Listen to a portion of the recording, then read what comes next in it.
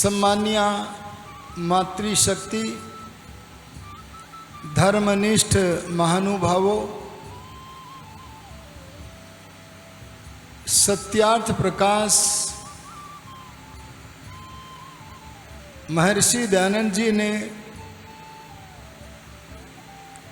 वेदों का अध्ययन करके वेदों के रहस्यों को खोलने वाले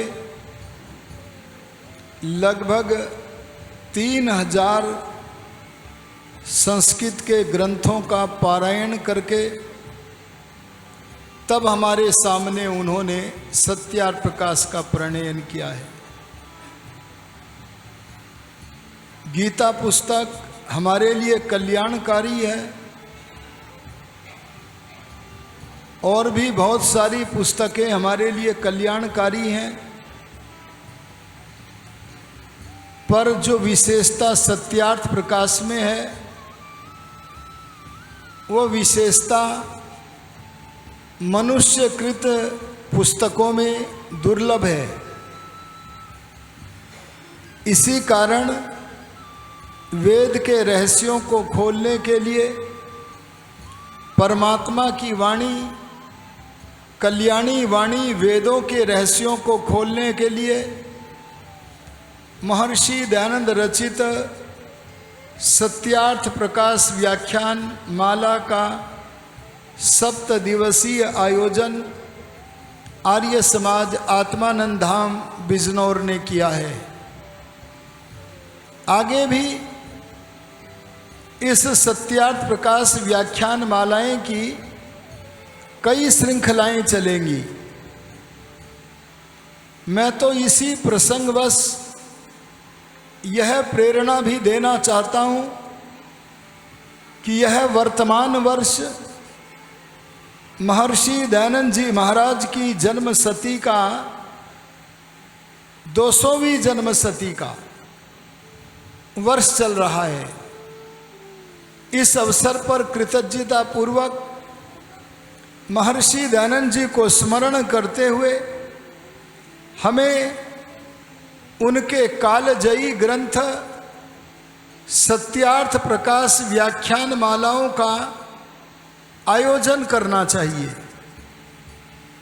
बहुत सारे लोग हिंदी में कमज़ोर हैं, हिंदी भाषा का परिज्ञान नहीं है, इसीलिए सत्यार्थ प्रकाश को पढ़ तो लेते हैं लेकिन समझ नहीं पाते हैं।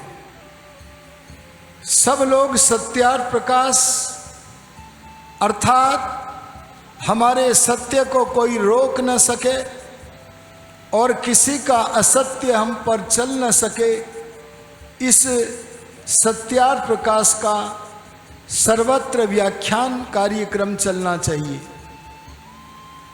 आज हम इस समापन सत्र में आपके मध्य उपासना विषय को लेकर थोड़ा सा वर्णन आपके सामने करेंगे। ये उपासना विज्ञान इतना विस्तृत विषय है, अगर उपासना विषय पर महीनों तक, अनेक महीनों तक प्रवचन कराए जाएं, अनेक महीनों तक शिविर लगाए जाएं, अनेक महीनों तक सीखना और सिखाया जाए, तब भी उपासना का विषय पूर्ण नहीं हो सकता। एक योगी ने इस बात को जानकर बड़ा अच्छा लिखा। उन्होंने लिखा, योग एव योगस्य उपाध्यायः। इसका अर्थ है जैसे घोर घने जंगल में जहां घना अंधेरा है, उस घने अंधेरे से युक्त घोर घने जंगल वाले स्थान को अगर हम पार करना चाहें तो हमारे हाथ में यदि एक दीपक है और अगर एक लालटेन है तो उसी से हम घोर घने अंधकारपूर्ण जंगल को पार कर सकते हैं। क्यों, कैसे कर सकते हैं?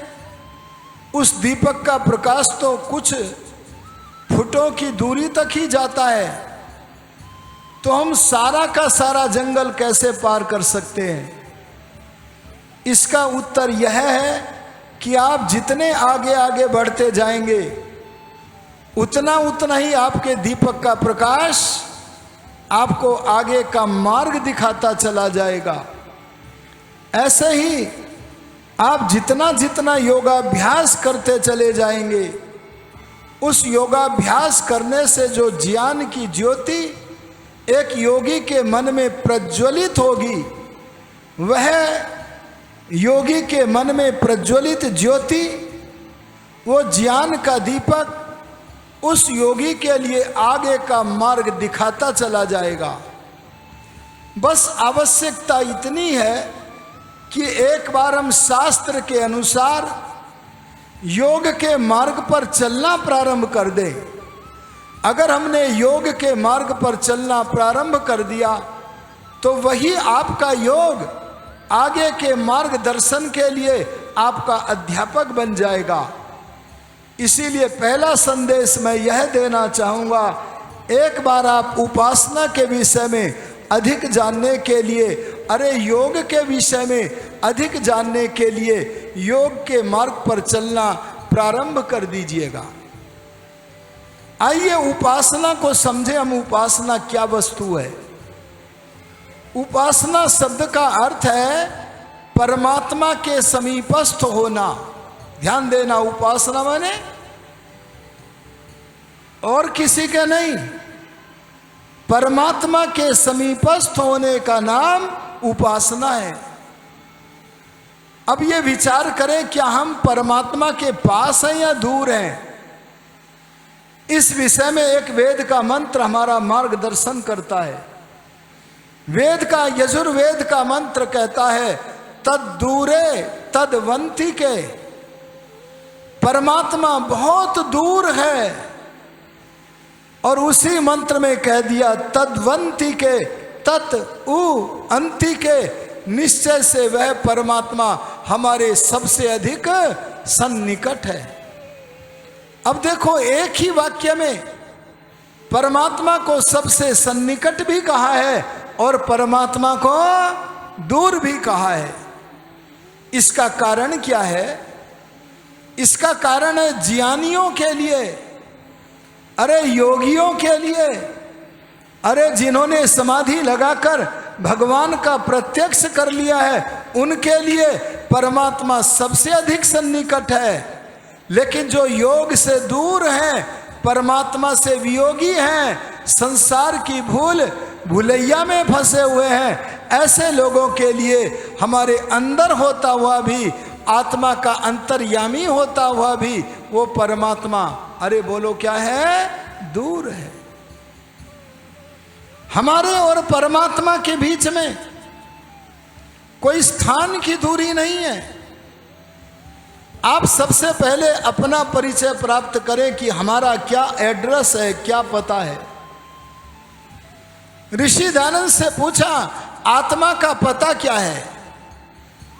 अगर मैं आपसे पूछूं आपका पता क्या है, तो आप कहेंगे हम बिजनौर के अमुक उपनगर में रहते हैं। आप कहेंगे हम मेरठ के अमुक उपनगर में रहते हैं। लेकिन मैं आपका अर्थात आत्मा का पता ऋषियों ने जो हमें बताया उसे बताना चाहता हूं। आत्मा कहाँ रहता है? सुनो सुनो, ऋषि दयानंद बोले आत्मा एक नगरी में रहता है। क्या नाम है उस नगरी का जहां आत्मा रहता है? तब ऋषि दयानंद बोले आत्मा जिस नगरी में रहता है उस नगरी का नाम है ब्रह्मपुर। अरे बोलो क्या है? ब्रह्मपुर। ये ब्रह्मपुर कहाँ है? ब्रह्मपुर कौन से प्रांत में है, कौन से भाग में है? इसे स्पष्ट करते हुए पूर्ववर्ती ऋषियों के अनुसार उनका प्रमाण देकर महर्षि दयानंद ने हमें बताया, अगर तुम जानना चाहते हो कि ब्रह्मपुर कहाँ है तो ए मनुष्यों, तुम्हारे शरीर में गले के नीचे, तुम्हारे शरीर में, तुम्हारे उदर के ऊपर, तुम्हारे दोनों स्तनों के मध्य में, जो हृदय के बाहर कमल के फूल की तरह अंगूठे के तुल्य हर मनुष्य के शरीर में रिक्त खाली स्थान है। उस खाली स्थान में अत्यंत सूक्ष्म आत्मा रहता है। क्या पता लगा? इस हृदय के बाहर वाले वेश्म में, अरे घर में, अरे खाली स्थान में आत्मा रहता है। ये आत्मा के रहने का, जागृत अवस्था में आत्मा के रहने का निवास स्थान है। अब ये विचार करना है कि हमें मिलना किससे है। अरे बोलो, मिलना किससे है? अरे बोलो, प्रत्यक्ष किससे करना है? देखो, पूर्वाग्रही रहोगे तो आपको परमात्मा का दर्शन बिल्कुल नहीं होगा। और अगर सत्याग्रही होगे, अगर सनातनी बनोगे, अरे वेद के मार्ग पर, जिस पर राम चले, कृष्ण चले, उस मार्ग के आग्रही बनोगे तो सत्य आपके हाथ लग जाएगा। आपके सत्य को कोई रोक ना सकेगा। दुनिया में सारे मतवादी अगर शास्त्रार्थ करने से किसी से घबराते हैं तो उस एकमात्र धर्म सभा का नाम है, सनातन धर्म की धर्म सभा का नाम है आर्य समाज।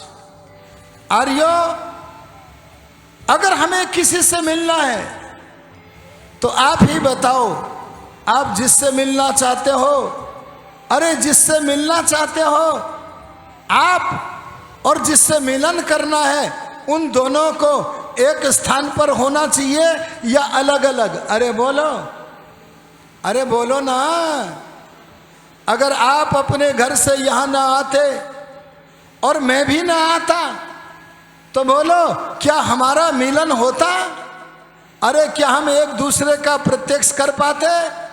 इससे पता लगा जिन दोनों को मिलना है उनका एक स्थान पर विद्यमान रहना आवश्यक है। अब ये विचार करना है, सर्वव्यापक परमात्मा कहाँ रहता है? इसे हम उपासना के प्रकरण में अवश्य सर्वप्रथम विचार करें। अरे बोलो, भगवान कहाँ रहता है?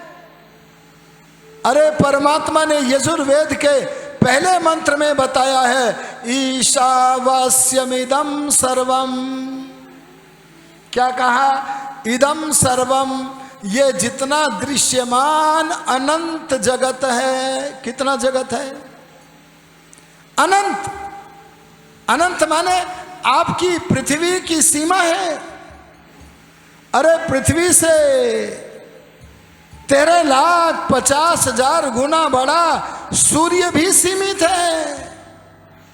अरे वो आकाश तो इतना अनंत है, नाना सूर्य, उसमें असंख्य सूर्य हैं। जिस आकाश में असंख्य सूर्य हैं, अनसंख्य धरतियां हैं, उस आकाश की सीमा को कभी कोई नहीं नाप सकता। वो क्योंकि सीमित नहीं है बल्कि अनंत है। आकाश त्रिकोण नहीं है। अगर सीमा को पकड़ा जाता तो हम बता देते त्रिकोण है, चौकोन है या गोल है, हम बता देते। लेकिन आकार तो परिमित नहीं है, सीमित नहीं है, अनंत है। जैसे आकाश अनंत है। आहा, हम संध्या में बोलते हैं, खम ब्रह्म पुनातु सर्वत्र। क्या बोलते हैं? आकाश की तरह परमात्मा भी, अरे बोलो क्या है? सब जगह है। आर्यो, अब जरा विचार करो, आप सबको, हम सबको परमात्मा ने बुद्धि दी है। अरे इसका थोड़ा सा प्रयोग करो, प्रयोग करो। बाहर जो मनुष्य मूर्तियां बनाता है, मूर्ति वैसे कभी परमात्मा की बनी नहीं सकती। अरे जिसके और छोर का नहीं पता, अनंत है। परमात्मा त्रिकोण है, चौकोन है, षटकोण है, गोल है, किसी आकार में बंधा हुआ नहीं है। भला उसकी मूर्ति कोई कैसे बना सकता है? अगर मूर्ति बनती है तो या तो किसी महापुरुष की मूर्ति होती है या कोई काल्पनिक मूर्ति होती है। लेकिन परमपिता परमात्मा की मूर्ति आज तक न बनी है न है, अरे बोलो न आगे होगी। ये ये सत्य है, इसे कोई काट नहीं सकता। अब मैं एक बात पूछना चाहता हूं, और वो ये पूछना चाहता हूं, मनुष्य की रची गई जो मूर्ति है, अरे बताओ उसमें भगवान है या नहीं है? अरे बोलो, है या नहीं है? अरे कैलाश जी मना क्यों कर रहे हो? जो परमात्मा सब जगह है, क्या वो मूर्ति से पृथक हो जाता है?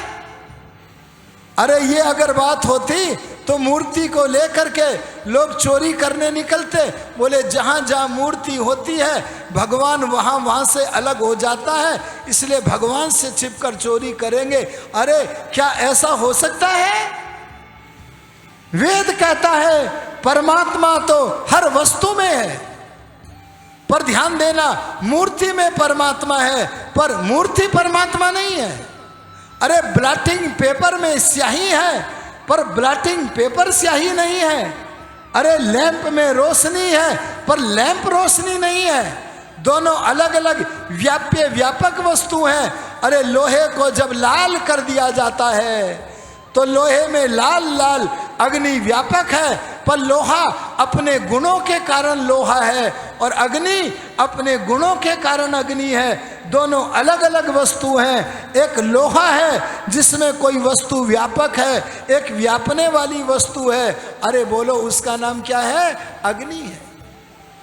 ऐसे संसार के जितने भी जड़ पदार्थ हैं, संसार के जितने भी चेतन आत्मा है, सारे जड़ चेतन जगत में परमात्मा विद्यमान था। अरे विद्यमान है, और बोलो विद्यमान, ये पक्का है, ये सनातन धर्म का सिद्धांत है।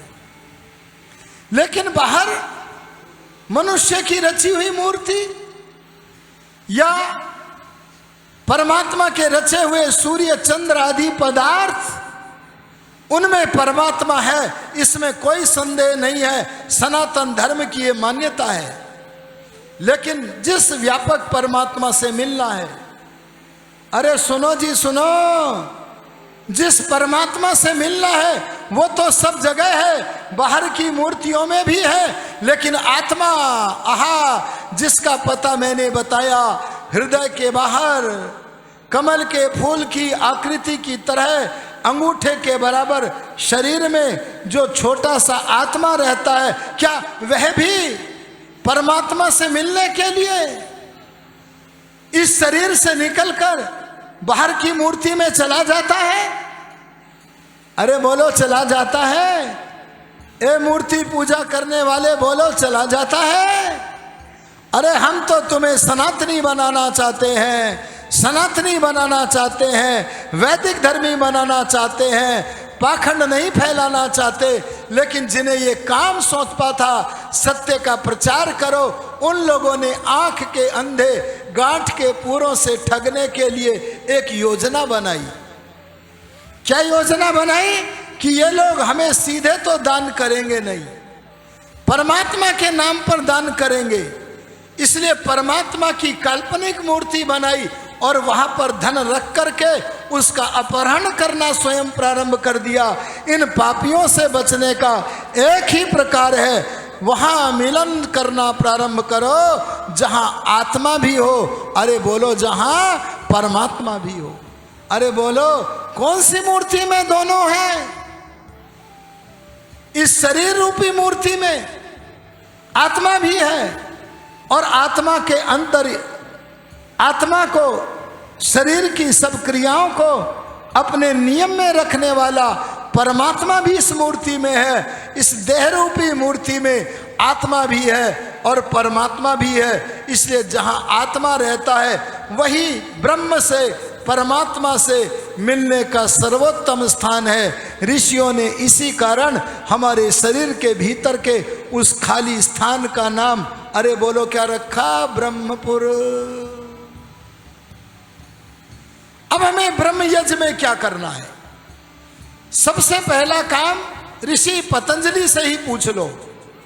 देखो मैं अपनी ओर से कुछ नहीं बोल रहा हूं। ऋषि पतंजलि जिन्होंने परमात्मा को प्राप्त किया, जो विश्व में भगवान को पाने का रास्ता बताने वाला सबसे प्रामाणिक शास्त्र है, उस शास्त्र के रचयिता महर्षि पतंजलि से पूछो। क्या पूछो? कि योग का अर्थ क्या है। अरे उस पतंजलि से पूछो समीप होने का, परमात्मा के समीपस्थ होने का क्या अर्थ है। तब उन्होंने एक ही श्लोक, एक ही सूत्र दे दिया। क्या? योगश्चित्त वृत्ति निरोध। क्या कहा? जब तक मन में बिखरावट है। अजी बहादुरपुर वालों इधर देखो, ये मोबाइल बंद करो। क्या कहा मैंने? जब तक मन बिखरा बिखरा है। अच्छा ये बताओ, आपके घर के सामने से कोई गाय निकल गई। गाय छोटा जंतु है कि बड़ा जंतु है? अरे बोलो, छोटा जीव है कि बड़ा जीव है? बहुत बड़ा है, आंखों से दिखता है। परंतु अगर हमारा मन कहीं अन्य जगह पर खोया हुआ है तो सामने से निकलने वाली गाय को भी हम नहीं देख पाते हैं। हमसे कोई पूछता है, अजी सामने यहां से गाय निकली है क्या मेरी? तो हम कह देते, भाई मैंने ध्यान। अरे बोलो ध्यान। अरे इतना बड़ा जीव खुली हुई आंखों से हम इसलिए नहीं देख पाए क्योंकि हमारा मन इधर उधर लगा हुआ था। ध्यान देना, जब तक हमारा मन संसार की भुलैया में बिखर करके परेशान है, तब तक हम अंतर्यामी परमात्मा का प्रत्यक्ष, अरे बोलो, नहीं कर सकते। इस बात को ऋषि पतंजलि ने अपने आरंभिक सूत्रों में ही लिख दिया। क्या लिखा? योगश्चित्त वृत्ति निरोध। बोले चित्त की वृत्ति, वृत्ति माने चित्त का अर्थ है मन। बोले मन का व्यापार, मन की क्रिया, उसे इधर उधर से हटाकर दोनों भौहों के बीच में लगाओ, या नासिका के अगले भाग पर लगाओ, या नाभि पे लगाओ, या गले के नीचे उदर के ऊपर जो खाली स्थान है वहां लगाओ, या कमर में रीढ़ की हड्डी पर लगाओ। ये अंदर की जगह पर मन तब लगाया जा पाता है जब हमारा मन एकाग्र होने की स्थिति में होता है। उससे पहले हम अंदर मन लगाने में शीघ्र समर्थ नहीं होते। पर ध्यान देना, अगर आपने बस दो काम करने उपासना में, दोनों को मैं संक्षेप में कहता हूं। पहला काम, ऋषि दयानंद जी ने बड़ी कृपा करके, क्या करके? बड़ी कृपा करके परमात्मा का ध्यान करने के लिए, ध्यान करने के, अरे संध्या करने के चुन चुन कर हमें 19 मंत्र दे दिए। कितने मंत्र? अच्छा, अगर किसी बच्चे को IAS करना हो तो उसे परिश्रम करना पड़ेगा कि नहीं? अरे बोलो, करना पड़ेगा कि नहीं? और हम चले हैं भगवान को पाने, और हम 19 मंत्रों को भी कंठस्थ नहीं करने का प्रयास कर रहे हैं। और अगर किसी ने 19 मंत्र कंठस्थ कर भी लिए तो हम 19 मंत्रों के एक एक पद के अर्थ का अच्छी प्रकार से ज्ञान करने को भी तैयार नहीं है, और हम चले हैं भगवान का प्रत्यक्ष करने। नहीं, जैसे छोटे से पद IAS, इसको प्राप्त करने के लिए एक भारी परिश्रम की आवश्यकता है, ऐसे दुनिया का जो सर्वोत्तम पद है, जिसके तुल्य कोई पद नहीं है, उस मोक्ष पद को, अरे ओम को प्राप्त करने के लिए हमें महान परिश्रम करने की आवश्यकता है। और उस महान परिश्रम में एक छोटा सा काम क्या है? संध्या के 19 मंत्रों के एक एक शब्द के अर्थ का परिज्ञान करो। परिज्ञान माने अच्छी तरह से जानकारी करो, समझ गए ना? और ये परिज्ञान करने के बाद एक मंत्र पढ़ो। जो आ जाते थे समय पर, वे लोगों ने कई बार सुना होगा, यहाँ मैं गायत्री मंत्र का अर्थ कुछ देर 15 मिनट लगभग करता था। मैं तो अपनी संध्या में कई बार गायत्री मंत्र के अर्थ में इतना खो जाता हूं कि 1 घंटे से ज्यादा समय गायत्री मंत्र के अर्थ में ही लग जाता है, बाकी मंत्र तो अलग रह जाते हैं। अब सोचना, उस समय मन में से तमोगुण छटेगा, अरे रजोगुण से होने वाली मन की चंचलता छटेगी, तब जो स्वाद आएगा उस स्वाद का नाम होगा सत्वगुण का स्वाद। अरे बोलो किसका स्वाद? ये भी प्राकृतिक वस्तुओं का स्वाद है। यहां से आगे बढ़ने की प्रक्रिया प्रारंभ होगी। आर्यो इसे करना पड़ेगा। आपको पहला काम क्या करना है? संध्या के 19 मंत्र याद करो। दूसरा काम, उन 19 मंत्रों के अर्थों को अच्छी प्रकार जानो, और उन अर्थों को जानने के बाद एक मंत्र पढ़कर उस मंत्र के अर्थ का गहरा चिंतन करो। सारे स्विच ऑफ कर दो, मन इंद्रियों को सब तरफ से हटा दो, यानी मन के व्यापारों को रोककर संध्या के मंत्रों के अर्थों में जोड़ दो। एक काम ये करना है, ये है उपासना का प्रारंभ। अरे बोलो क्या है? ये प्राथमिक है, प्राथमिक कक्षा बता रहा हूं, आगे का पाठ्यक्रम नहीं रख रहा अभी मैं। एमए का पाठ्यक्रम अगर प्राथमिक विद्यालय के छात्र के हाथ में दे दो तो बोलो क्या वो पढ़ेगा? अगर कोई प्राइमरी क्लास का विद्यार्थी एमए की पुस्तक अपने हाथ में ले ले तो बोलो उस बच्चे से माता पिता उस पुस्तक को छीन कर ले लेंगे कि नहीं ले लेंगे? बेटे अभी ये तेरे काम की वस्तु नहीं है, जब तू बड़ा होगा तब ये तेरे काम की है। ऐसे ही उपासना का आगे का पाठ्यक्रम कभी आपको बाद में बताएंगे। जो आरंभ करना चाहते हैं उनका आरंभ यही है कि संध्या के 19 मंत्रों के अर्थों का एक एक का पाठ करते हुए उसके अर्थ का गहरा स्वाध्याय करो, इस अर्थ में अपने मन की एकाग्रता करो। एक काम ये करना है, और इसी उपासना में दूसरा काम और करना है। महर्षि पतंजलि जी ने हमें बताया है, और वो क्या काम बताया है? देखो, भगवान पर लड्डू चढ़ाने से, भगवान पर मिश्री चढ़ाने से, अरे बोलो भगवान दर्शन दे देंगे? अरे बोलो कोई महंगी चीज चढ़ा रहे हो क्या? ये सारे अभिनय करने का नाम सनातन धर्म नहीं है। जो भगवान को मिश्री चढ़ाते हैं, फूल चढ़ाते हैं, लड्डू चढ़ाते हैं, दूध चढ़ाते हैं, पानी चढ़ाते हैं, वे सनातन धर्म के अनुयायी नहीं हैं। वे सनातन धर्म को मानते तो हैं पर बोलो जानते, अरे बोलो जानते नहीं है। अगर सनातन धर्म को जानना है तो सनातन धर्म की ऋषि निर्मित सभा, धर्म सभा, आर्य समाज से जुड़ना पड़ेगा। इसके अतिरिक्त कोई भी कल्याण का मार्ग नहीं है। मैं ये आक्रमण करता हुआ बोल रहा हूँ, दुनिया में इसके अतिरिक्त जितने भी पंथ हैं, संप्रदाय हैं, वे तुम्हारे सत्य को रोकना और अपने असत्य को फैलाने की चेष्टा करते हैं। पर आर्य समाज नाम उसका है, सत्यार्थ प्रकाश नाम उसका है, जो तुम्हारे सत्य को कोई रोक न सके। अरे बोलो अपने असत्य को तुम्हारे ऊपर लाद न सके। क्या करें दूसरा काम? ध्यान से सुन लीजिए। अपने मन को पकड़ के, अरे बोलो क्या करके?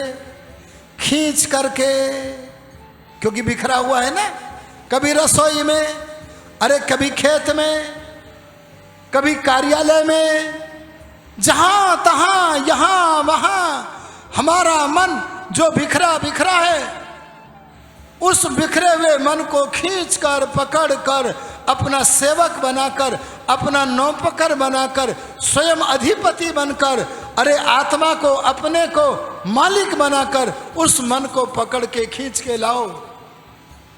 माथे के नीचे नाक, नाक के नीचे ठोड़ी, ठोड़ी के नीचे गला और गले के नीचे हृदय के बाहर हर मनुष्य के शरीर में खाली जगह है, वहां ले आओ।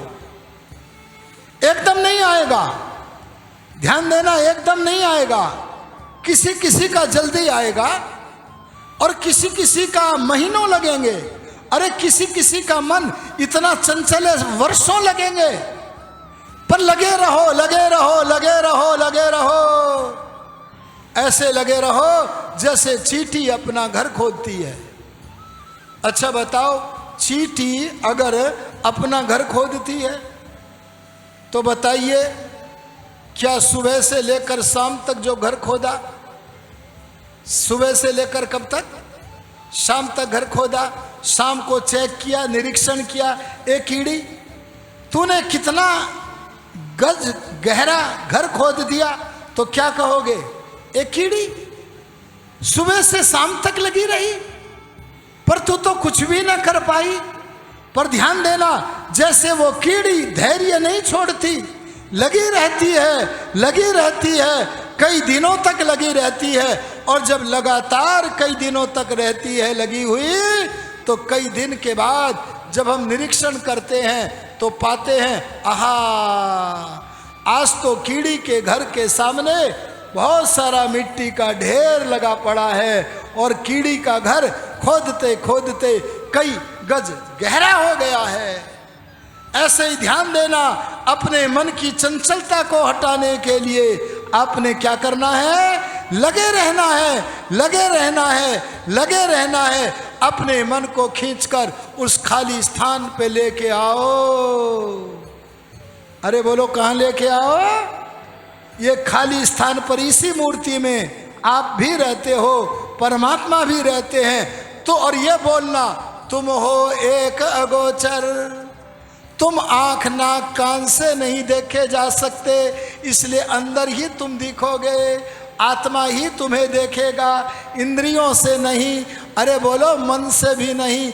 अंदर अपने मन को रोको और रोक करके जिसे पाना है, अरे बोलो, जिससे प्यार है, उस अंतर्यामी प्रियतम परमात्मा का मुख्य नाम क्या है? अरे बोल दो, क्या है? ओम, और कोई नाम नहीं। परमात्मा के मुख्य नाम ओम के जप का तांता लगा दो। क्या बोला मैंने? ओम ओम ओम, इसे बार बार बोलो। क्या होगा? मन भी वहां रुकेगा, अरे परमात्मा के नाम के साथ भी जुड़ेगा। आगे चलकर पहले एक प्रकाश दिखाई देगा, वो होगा आत्मा का प्रकाश। उसे ये मत मान लेना कि भगवान प्रकाशित हो गए। आगे चलकर एक पर्दा और उठेगा और उस पर्दे के उठने पर तब आपको दर्शन होंगे परमात्मा के। समय हुआ, मैं इस पर विस्तार में कभी बाद में कहूँगा, क्योंकि हमारे समय की सीमा है।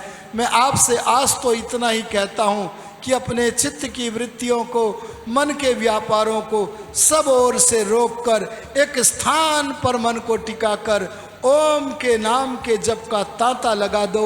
ये आपकी संध्या का आरंभ है और इसके साथ साथ संध्या के 19 मंत्रों को क्रम पूर्वक पढ़ते हुए एक एक मंत्र के अर्थ में अपने मन को लगा लो, अर्थात 2 स्थानों पर लगाना है।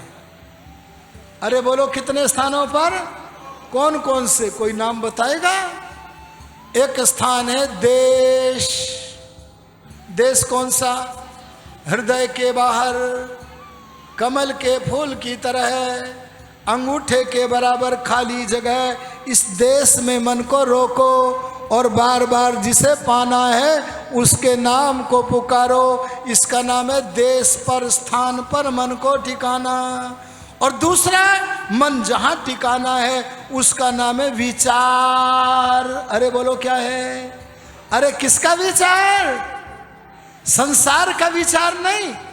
अगर संसार का विचार करोगे तो सांसारिक संस्कार प्रबल बनेंगे। हाँ, व्यवहार काल में हमें आवश्यकता के अनुसार सांसारिक पदार्थों का भी विचार करना है, पर उपासना काल में आपको सांसारिक पदार्थों का विचार नहीं करना। वहाँ तो केवल संध्या के गायत्री आदि मंत्रों के अर्थों का अर्थात परमात्मा का ही विचार करना है। ये विचार में अपने मन को टिकाओ और स्थान पर अपने मन को टिकाकर परमात्मा के मुख्य नाम के जप में अपने मन को लीन कर दो। यह है उपासना का प्रारंभिक अध्याय, प्राथमिक पाठ। मैं इसी पाठ के साथ शेष सत्यार्थ प्रकाश व्याख्यान माला की दूसरी श्रृंखला आपके मध्य में शीघ्र घोषित की जाएंगी। जिन लोगों ने अपने नाम और स्थान और अपना मोबाइल नंबर रजिस्टर में अंकित कर लिया है, उनको हम आगामी सूचना अवश्य ही व्हाट्सएप पर देंगे। और जब भी आपको सूचना पहुंचे तो ये मत सोचना कि हम अपने भले के लिए आपको बुला रहे हैं, बल्कि ये सोचना इनके मन में हमारे प्रति कल्याण की भावना है, इसलिए बुला रहे हैं। हमें सब कामों को छोड़कर चलना चाहिए। आप आ जाओ और लोगों को मिलकर कहा करो, आर्य समाज आत्मानंद धाम बिजनौर के लिए कहा करो, क्या नक्कारा धर्म का बसता है, आए जिसका जी चाहे, सदाकत वेद अकदस आजमाए जिसका जी चाहे। मेरा नंबर अगर कोई नोट करना चाहे तो मोबाइल में कर ले और वो अपना नाम व्हाट्सएप पर मुझे लिख करके भेज दे। अगर वो व्हाट्सएप पर अपना नाम मुझे लिख करके भेज देंगे तो मैं उनका नाम अपने मोबाइल में लिख कर भेज दूंगा। लोगों को सूचना भेजने के दो प्रकार हैं व्हाट्सएप की पद्धति पर। एक तो ब्रॉडकास्टिंग से भेजते हैं, अर्थात एक अंगुली मारी और 250 पर चला गया, लेकिन जाता उन्हीं पर है जिनके फोन में मेरा भी नाम अंकित होता है। तो अगर आप ऐसा करेंगे तो हमारे लिए सरल रहेगा। मेरा नाम और वो नंबर अगर कोई लिखना चाहे तो लिखें। मेरा नाम है आचार्य विष्णु मित्र वेदार्थी और मेरा फ़ोन नंबर है 94 121 17 965। इन्हीं शब्दों के साथ ये कार्य सफल न होता अगर नीरज जी अपनी सर्विस में से छुट्टी न लेते, अवकाश न लेते। बोले कार्यक्रम को सफल करना है तो समय तो देना पड़ेगा। और इन्होंने अपने अधिकारियों से कहा कि सनातन धर्म को फैलाने का काम करना है, आर्य समाज को बढ़ाने का काम करना है। मुझे जहां परिवार के लिए काम करना, वहां समाज के लिए भी काम करना है। मैं संतुलन बना के चलूंगा, ऐसी भावना से उन्होंने अपने सर्विस से, सेवा कार्य से अवकाश लेकर के एक व्यवस्था का ध्यान नहीं रखा, सारी व्यवस्थाओं का ध्यान रखा। कम से कम मेरे को तो पूरी तरह से निश्चिंत कर दिया, बिल्कुल पूरी तरह निश्चिंत कर दिया।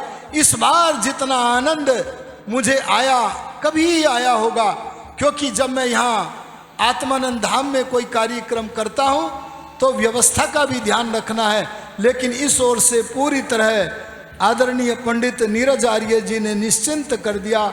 उनका मैं अत्यंत हृदय से कृतज्ञता द्योतित करते हुए आभार व्यक्त करता हूँ और भगवान से प्रार्थना करता हूँ कि हे प्रभु उन्हें शक्ति दें, संबल दें। ऐसे ही तो लोग गुरुदत्त बनते हैं। अरे इस भीड़ में से ही तो लेखराम निकलते हैं। तो मैं चाहूँगा कि उन्हें संबल दे, हम संबल दें, हमको भी संबल दें। हे परमात्मा, आपको सबसे पहले धन्यवाद है कि आपने हमें शक्ति दी, सामर्थ्य दिया। और केवल आदरणीय नीरज ही नहीं, वो नीरज शर्मा जी कहाँ बैठे हैं? वो लगे हुए हैं व्यवस्था में। उनका अमरीश जी कहीं होंगे, व्यवस्था में होंगे। हाँ, हमारे बाबूराम जी लगे रहते हैं, हमारे अतर सिंह जी हैं, मृदुल जी बैठे हैं, आदरणीय रूपचंद जी ही नहीं, उनका ये सारा परिवार लगा रहता है। भीष्म जी कहाँ है? वो भी लगे रहे हैं। मैं किस किस का नाम गिनाऊं? हम तो आपके घरों पर निमंत्रण देने भी नहीं जा पाए। कोई आते जाते मिल गया तो दे दिया, अन्यथा सामाजिक संचार माध्यम का ही प्रयोग किया। ये आप सब लोगों ने ही तो एक दूसरे को बताया है। इस सब के लिए मैं आप सभी का हृदय से कृतज्ञता द्योतित करते हुए, बारंबार धन्यवाद करते हुए, आभार व्यक्त करते हुए अपनी वाणी को विराम देता हूँ।